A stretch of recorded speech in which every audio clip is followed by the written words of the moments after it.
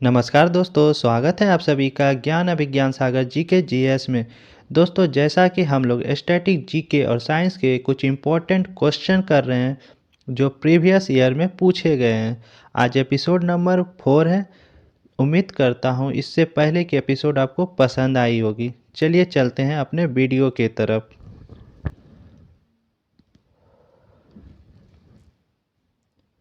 पहला क्वेश्चन है, बीसीजी के टीका में सी का मतलब क्या होता है? तो इसका आंसर हो जाएगा option number D, Calmette. Option D इसका सही हो जाएगा। अब बीसीजी, बीसीजी का फुल फॉर्म क्या होती है? Bacillus Calmette Guérin. इसका फुल फॉर्म क्या हो जाती है? Bacillus Calmette Guérin. अब बीसीजी का टीका किस रोग के लिए होती है? बीसीजी का टीका टीबी रोग के लिए, जिसको हम क्षय रोग भी बोलते हैं।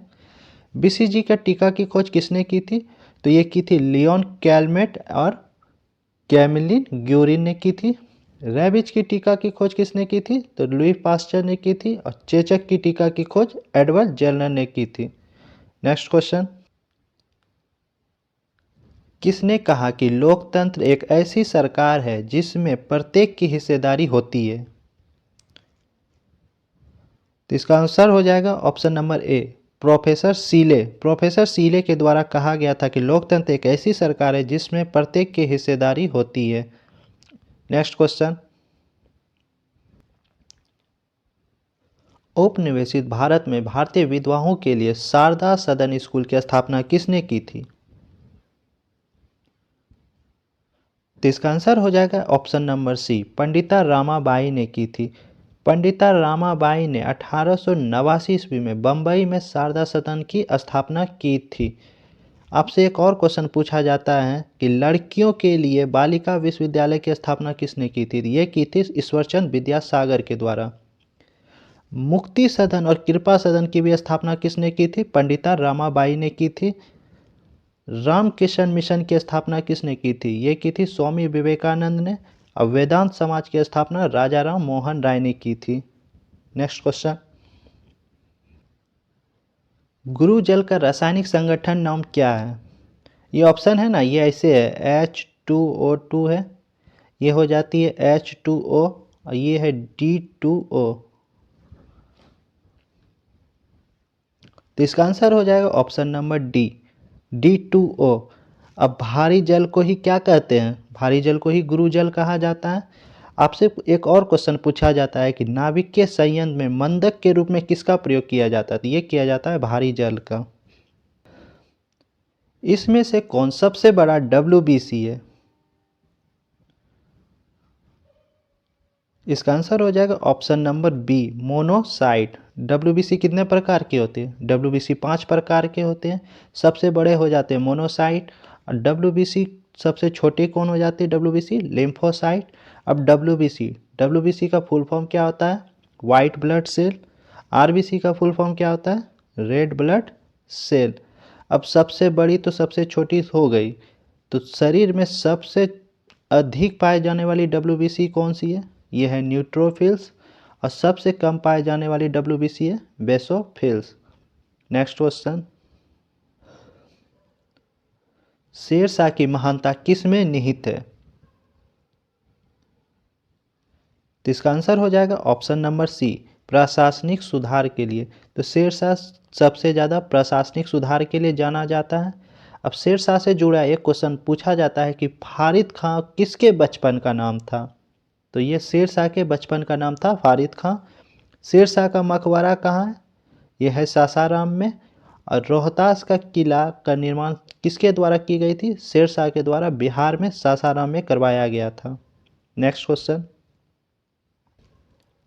निम्नलिखित में से क्या स्वतः पोषित जीव है?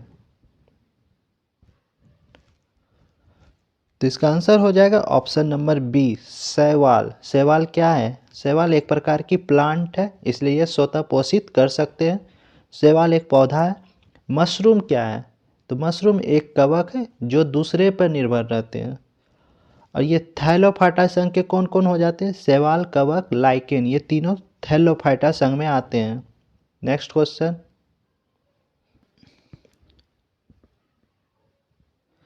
वीडियो में आगे बढ़ने से पहले आप सभी से निवेदन है, कृपया वीडियो को लाइक शेयर जरूर किया कीजिएगा। आज हमारे चैनल पे जो भी नए जुड़े हुए हैं उन सभी से निवेदन है, कृपया चैनल को सब्सक्राइब जरूर कर लें। नेक्स्ट क्वेश्चन, पर्यावरण में प्रदूषण की उपस्थिति को सामान्यतः ppm में व्यक्त किया जाता है, इसका पूर्ण रूप क्या होता है? आती है पार्ट्स पर मिलियन। ऑप्शन ए इसका सही हो जाएगा। नेक्स्ट क्वेश्चन,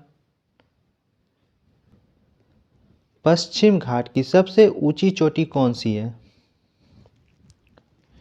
तो इसका आंसर हो जाएगा ऑप्शन नंबर डी, अनाईमुडी। इसे पश्चिमी घाट की सबसे ऊंची चोटी कहा जाती है और दक्षिण भारत की भी सबसे ऊंची चोटी अनाईमुडी ही कहलाती है। अनाईमुडी ये किस पर्वत पे है? तो अनाईमुडी अन्नामलाई पर्वत की सबसे ऊंची चोटी है।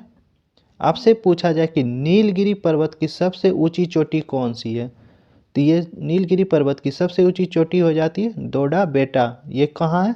ये पश्चिमी घाट की दूसरी सबसे ऊंची चोटी है, ये भी याद रखिएगा। आपसे पूछा जाए पूर्वी घाट की सबसे ऊंची चोटी कौन सी है, तो पूर्वी घाट की सबसे ऊंची चोटी हो जाती है आपकी झिंडागाड़ा। अब ये झिंडागाड़ा कहाँ है? आंध्र प्रदेश में। और दूसरी सबसे ऊंची चोटी कौन सी हो जाती है? तो दूसरी सबसे ऊंची चोटी हो जाती है महेंद्रगिरी।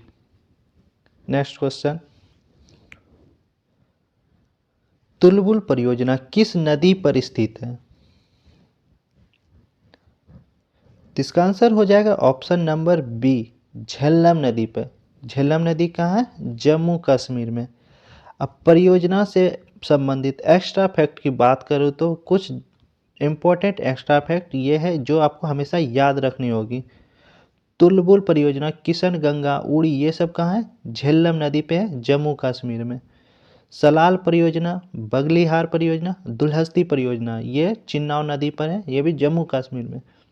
माता टीला बांध कौन सा नदी पे है? बेतवा नदी पे है। जायकवाड़ी इंपॉर्टेंट है, कितनी बार पूछी गई है। जायकवाड़ी परियोजना किस नदी पे है? गोदावरी नदी पे है। शिव समुद्रम जलप्रपात किस नदी पे है? शिव समुद्रम जलप्रपात कावेरी नदी पे है। नागार्जुन सागर परियोजना किस नदी पे है?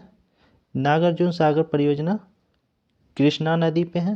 भाखड़ा नागल परियोजना सतलुज नदी पे है, पंजाब में। टहरी बांध परियोजना कहाँ है? भागीरथी नदी पे है, यह है उत्तराखंड में। भारत का सबसे ऊंचा बांध भी कौन हो जाती है? टहरी बांध। और हरिके बैराज परियोजना सतलुज नदी और ब्यास नदी के संगम पर है। अब आज के सवाल में आपको बताना है कि भारत के किस राज्य में बांस उत्सव मनाया जाता है। अपना आंसर कमेंट बॉक्स में जरूर दीजिएगा। उम्मीद करता हूँ वीडियो आपको पसंद आई होगी। चलिए मिलते हैं अगले वीडियो में। Take care, bye bye.